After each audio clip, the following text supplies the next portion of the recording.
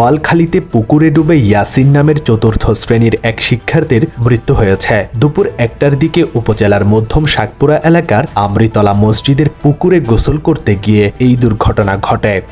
চট্টগ্রাম নগরে চলন্ত একটি সিএনজি চালিত অটোরিকশায় দুর্বৃত্তদের ছোড়া পেট্রোল বোমায় 2 নারী দগ্ধ হওয়ার ঘটনা ঘটেছে। মুরাদপুর অক্সিজেন সড়কের আতোরার ডিপো এলাকার 3 রাস্তার মাথায় এই ঘটনা ঘটে। চট্টগ্রামের রাউজানে সন্ত্রাসীদের গুলিতে মোহাম্মদ মানিক নামে এক যুবদল কর্মী খুন হয়েছেন। পটিয়ায় নুসরাত জাহান নামে এক গৃহবধূর মৃত্যু হয়েছে। পটিয়া উপজেলা স্বাস্থ্য কমপ্লেক্সে নিয়ে গেলে কর্তব্যরত চিকিৎসক তাকে মৃত ঘোষণা করেন। এই নিয়ে পিতার বাড়ির পক্ষ থেকে অভিযোগ উঠেছে তাকে পরিকল্পিতভাবে হত্যা করা হয়েছে। রেল লাইনের পাশে প্রস্রাব করতে গিয়ে পিছন দিক থেকে আসা ট্রেনের ধাক্কায় প্রাণ গেল বিপ্লব কান্তি নামে একজন ডেন্টিস্টের।